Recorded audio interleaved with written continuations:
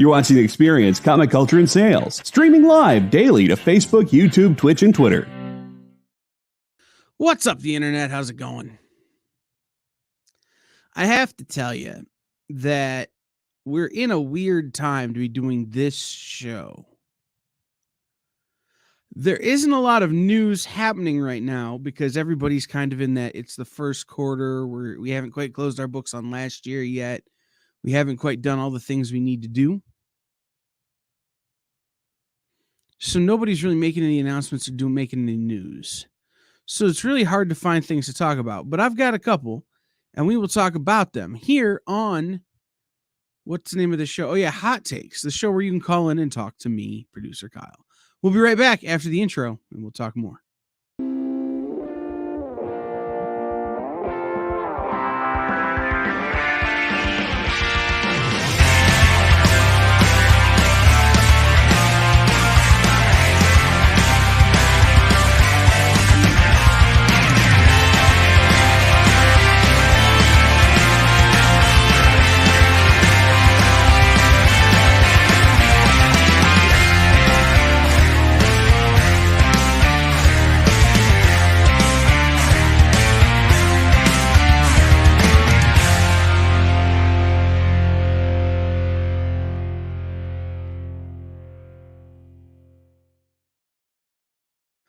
All right, what's up, everybody? As I've mentioned before, this is Hot Takes, a show where you can call in and give me your hot take or just talking about anything you want to talk about in the comic book industry. I do want to say, and I said it before the break, said it before the open, but I want to say it again, we're in a weird time.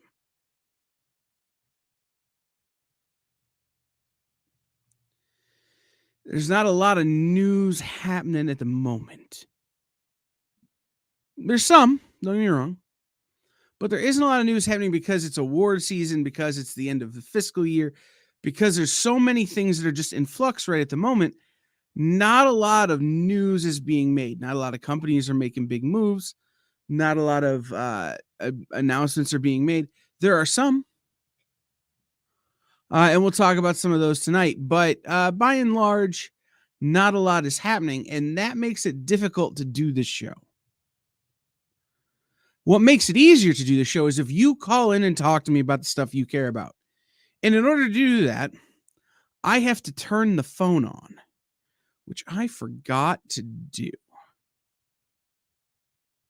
But you can call 567-318-6507, 567-318-6507 to call into the show to talk to me about anything, really, in the comic book world. We're going to start with something we talked about a little bit last week. It is award season in Hollywood, which is, an awkward time overall. But the Razzie Awards nominations have come out. And in the Razzie Awards nominations, there's some interesting things to talk about. And I want to mention that the Razzies are awards given to things that should have been better than they are. They name themselves the worst things, but it's the worst things that shouldn't have been the worst. Let me give you an example. This year's nominees for the 43rd annual Golden Raspberry or Razzie Awards for Worst Picture: Blonde, Disney's Pinocchio, Good Morning, the movie with Machine Gun Kelly, The King's Daughter, and Morbius. Now, here's what's interesting about the Razzies and why I think they're interesting and cool. If you just make a bad movie and you're just a maker of bad movies and you put bad actors in it and you put a lame script on it, you don't get nominated for a Razzie. Razzies are something that is of a certain quality that underperformed, that didn't do what it should do. You see worst actor, Colson Baker, a.k.a. Machine Gun Kelly, in Good Morning. Pete Davidson is the voice of Marmaduke. Tom Hanks as Geppetto in Disney's Pinocchio. Jared Leto as Morbius. And Sylvester Stallone in Samaritan.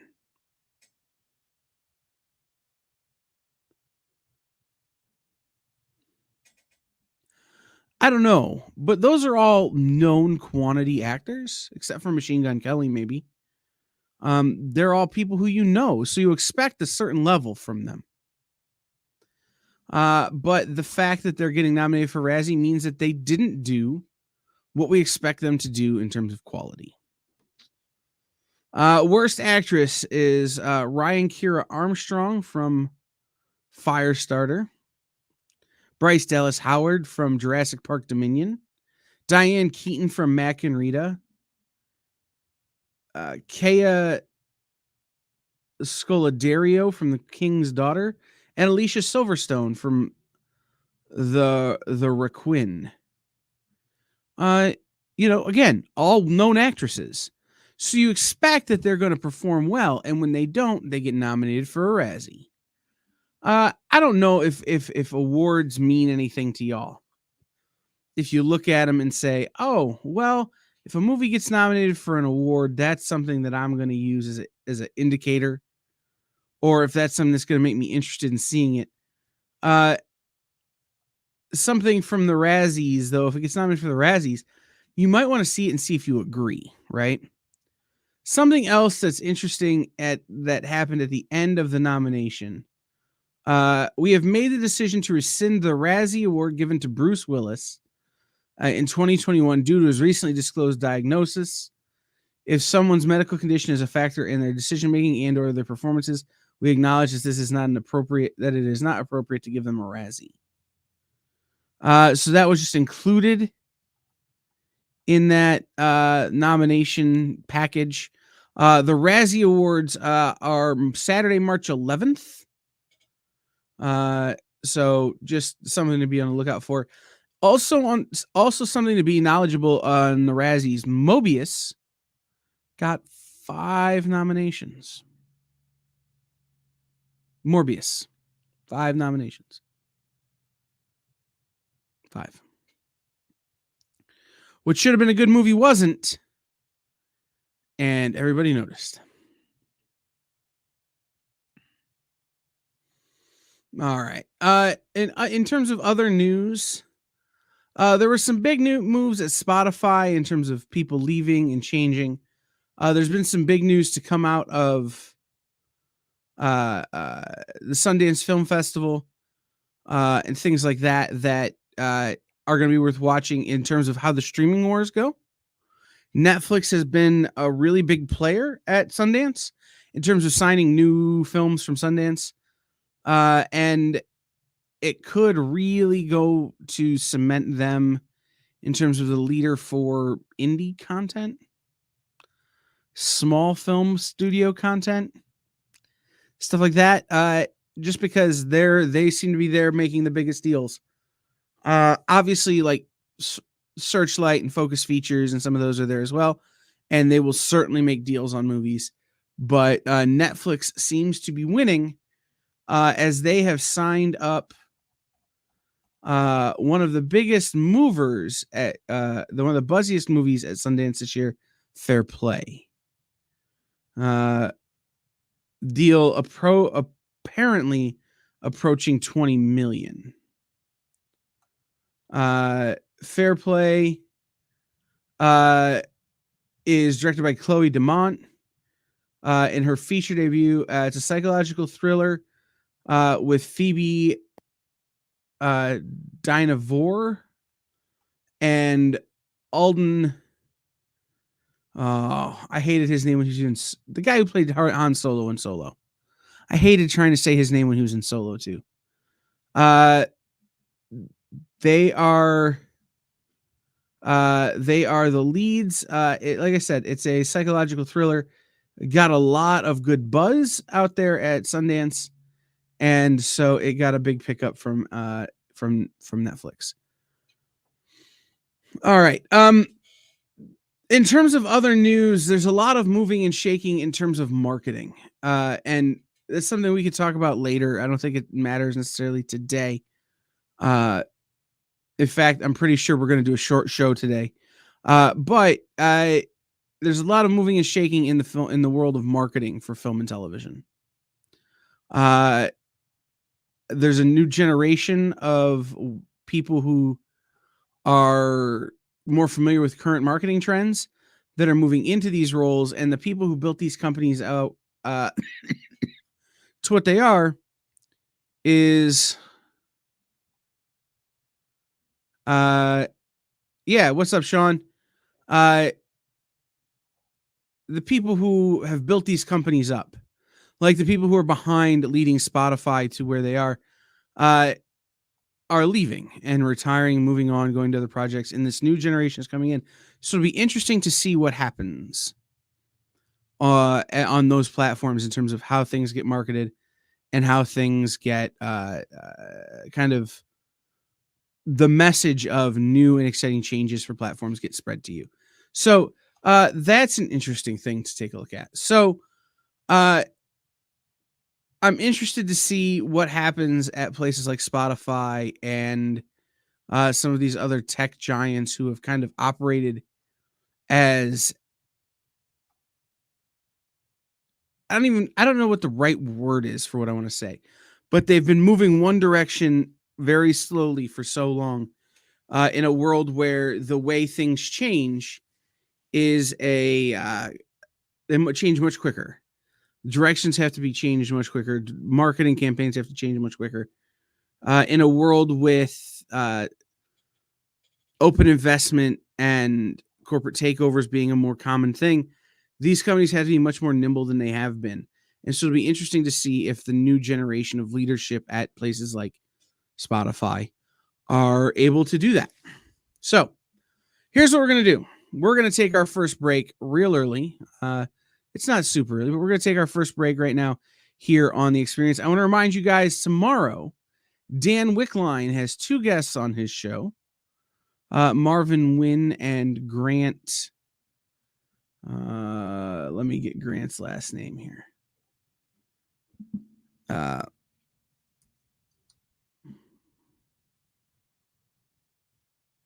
don't have it on this computer. Marvin Wynn and his partner will be on Dan Wickline's show tomorrow. Marvin Wynn writes The Edge, and his partner writes Beowulf. So they'll be on tomorrow at 5 with Dan Wickline. Following that, you'll have Dan, Jay, and I back on for In Stores this week, and you'll have Minute to Skim It after that. So we're going to take our first break, and we'll be back very shortly here on The Experience. You know how when you go to Comic-Con, after Comic-Con, you go to the hotel bar, and there's a whole bunch of people playing music and dancing, and you've got Pikachu and Lara Croft Tomb Raider doing the cha-cha slide just down from Deadpool and Batman and Wonder Woman? That's every Saturday night over on the Experience Twitch channel. Join Taji Beats for the EXP Dance Party, exclusively on Twitch, twitch.tv/the_EXP.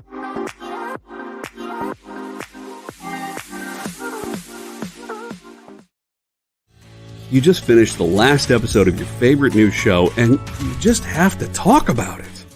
But all your friends are ghosting you because of that incident last week at the buffet. Oh, you know the one.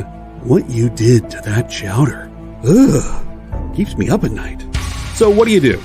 Join writer Dan Wickline as he breaks down all your favorite pop culture media.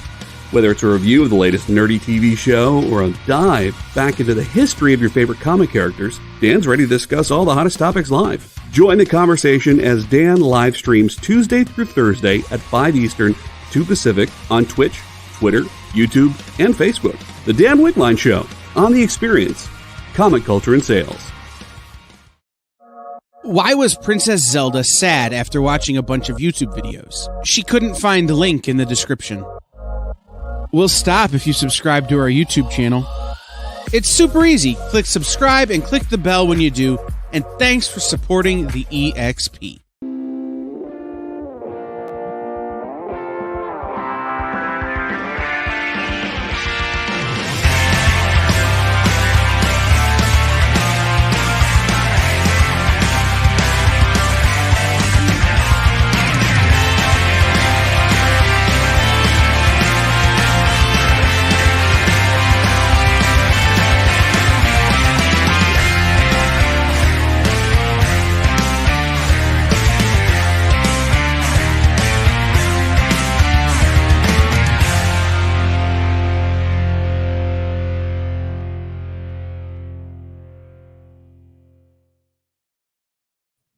What's up, everybody? Welcome back to Hot Takes. I'm producer Kyle. I want to remind you guys what this show is and what we're trying to do here. This is a place for you to call or to comment and talk about your popular or unpopular comic book and pop culture opinions. We don't talk about politics. We don't talk about food. We don't talk about other things. Pop culture opinions. Now, I want to say one thing. If you're here and you're watching, I appreciate you being here. But tonight, right now, over on the Comic Art Live YouTube channel, Comic Art Live being Bill Cox's channel and platform, Nick from Dynamic Forces and Dynamite is doing an art sale. All the money raised on that art sale is going to benefit our friends at Fat Jack's Comics in Philadelphia. So head over there, take a look at that. If you're here, I appreciate you, but I would just as soon you go over there and buy from Nick on the art show. In fact, I think we're going to end early so I can go over there and shop on the art show. But before we do, I wanted to mention a couple of other things that are worth noting in the entertainment world. Night Court premiered last Tuesday over on NBC. It was the largest sitcom debut in 5 years for NBC. 5 years.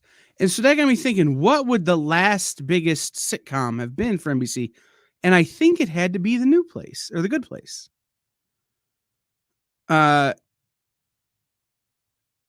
Night Court, I thought, was a very good first 2 episodes. It was a pilot and a first episode. It certainly had its problems, like every pilot and first episode do.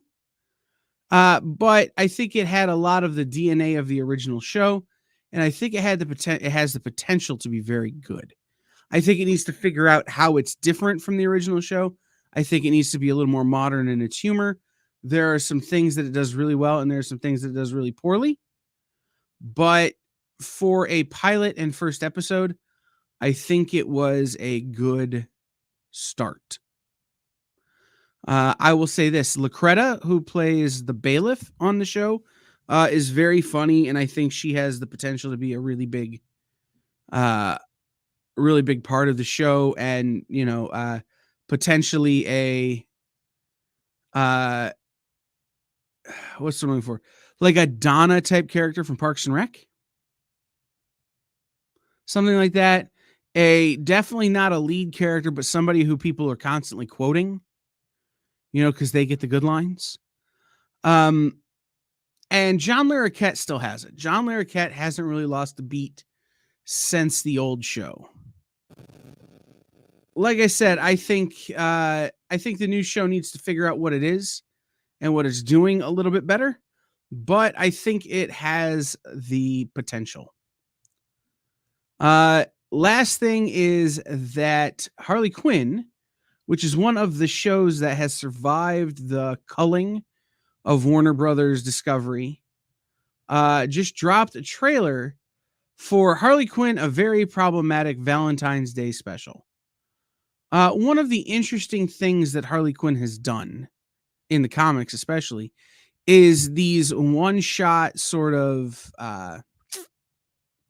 specials or oversized stories. Harley Quinn Valentine's Day Special, Harley and Ivy Meet Benny and Veronica, things like that are not part of the ongoing storyline.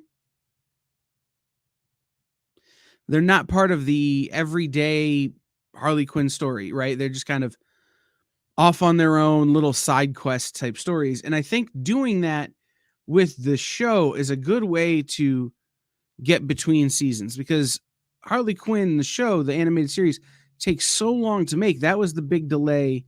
There was seasons 1 and 2. Then not only do we have, them have to have time to make 3, but there was also COVID. So there was a big break between seasons 1 and 2 and season 3. Season 3, I don't feel like was as strong as seasons 1 and 2. It needed some work, and it needed to get back into the rhythm, which it did by the end. But I think having these specials in the middle to kind of bridge the gap is a good way to keep the momentum going for that show.